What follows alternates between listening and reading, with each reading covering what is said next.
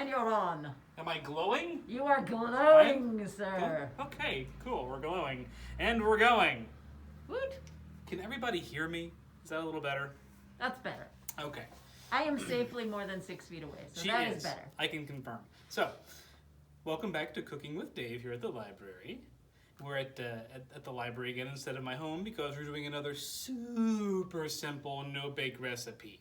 And it comes from a book that's a little bit different, but is in the cooking section in the children's department. And it's called Science Experiments with Food. With food. And most of the experiments in here, for example, are things that you won't necessarily eat, like milk and color explosion. And berry base, berry acid. And, well, you could eat sweet and sour rock candy. We could make that one. I thought about making that one at home. I might still do it. Stay tuned. We'll see.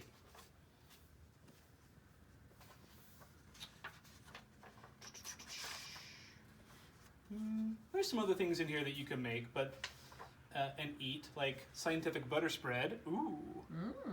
But today we're going to do one that's really easy, and it's homemade lemon soda. Ooh. Not to be confused with the Yoda soda. Not to be confused.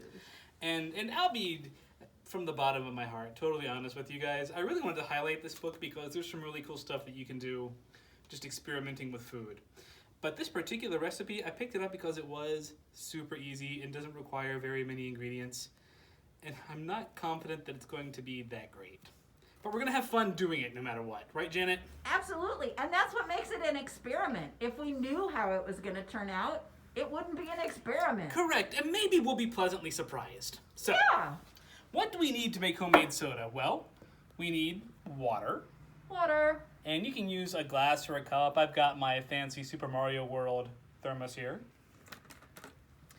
And you're going to add to your water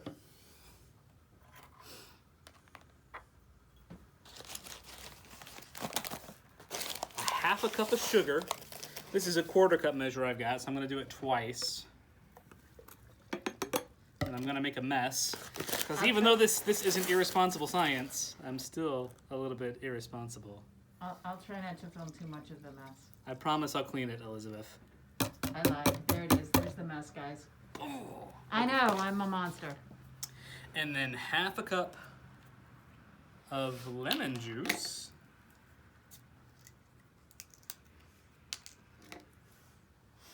Ooh, it's strong. You can smell it. You could also take 3 or 4 lemons and cut them up and squeeze the juice out if you want to be really ambitious, but for simplicity's sake, I'm just using the store-bought stuff in a bottle. And the last thing we're going to add to that, after I give it a good swirl around here, I really want to get that sugar kind of swirling all up through. In fact, you know what I'm going to do? Oh, agitate it.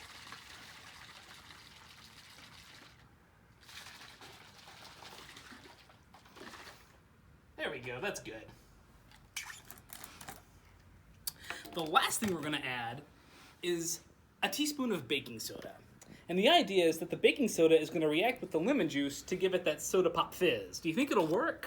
I think it's going to do something. Well, there's half a teaspoon. Ooh. And there's the other half, and it is fizzing.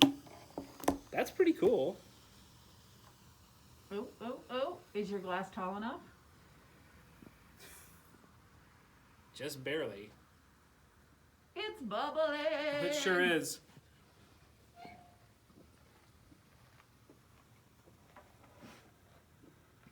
But is it tasty terrific? Well, you know, I'll be honest. It's not bad. Okay. But it ain't no Mountain Dew. Actually, you know what? It kind of tastes like flat Mountain Dew. Oh, all right. To be totally honest, with a little bit of a bite.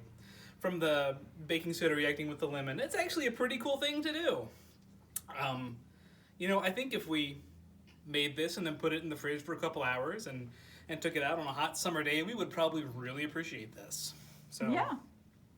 Fun stuff. And you could maybe add lime juice or like split lemon and lime and get that whole 7-Up flavor going. Yeah. So, that's all the time we've got for today. Stay tuned for next time when maybe we'll do another book from the adult department. All right? All right.